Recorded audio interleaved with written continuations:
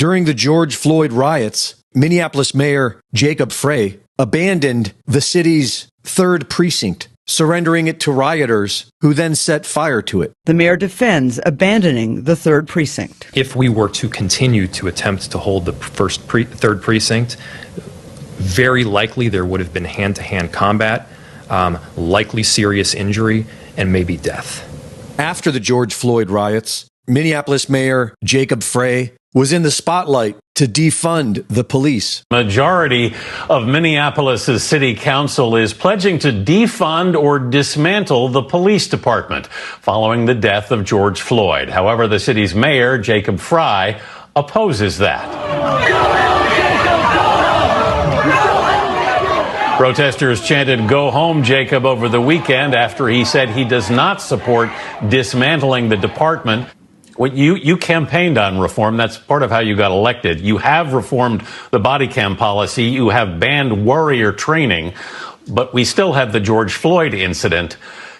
Is reform enough? I don't want to comment on precisely what the council meant by disbanding or ending the police force. I think there's varying opinions. But what I'm saying is, look, I'm not for abolishing, but deep structural reform, absolutely, we have to make it happen. To reform the police, they decided to replace SWAT teams with social workers.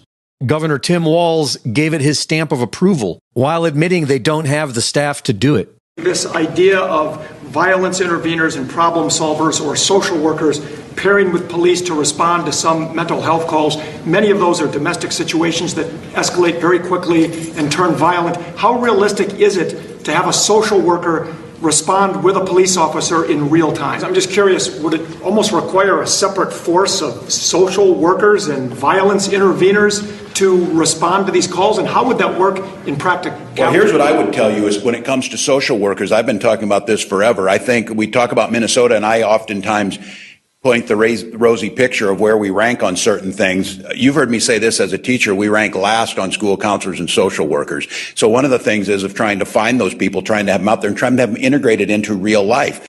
Last week, on Wednesday, October 23rd, 2024, Davis Maturi was doing yard work outside his South Minneapolis home when his neighbor shot him.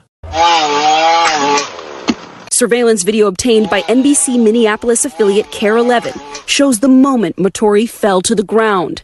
His neighbor, John Sawchak, was then charged with second-degree attempted murder, first-degree assault, and stalking and harassment because Maturi has been reporting him to the police for over a year. According to court documents, Maturi had called police on Sawchak 19 times in the last year, alleging his neighbor had threatened to kill him and his wife, brandished a knife at them, and hurled racial slurs. Maturi was told by a female police commander that her officers were frightened of Sawchak, and she didn't want to put them at risk.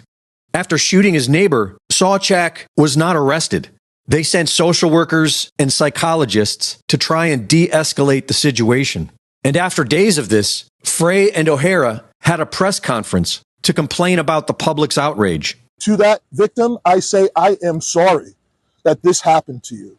But it could not be anything further from the truth to say that we did nothing or that we just simply don't care. That's not true. Everything that we do is impacted by the reality that the police department is much smaller today than what it was prior to 2020, and we are dealing with a much higher call load. We cannot, as a community, on one hand say, hey, we want cops to use less force. We want less SWAT teams. We want more de-escalation.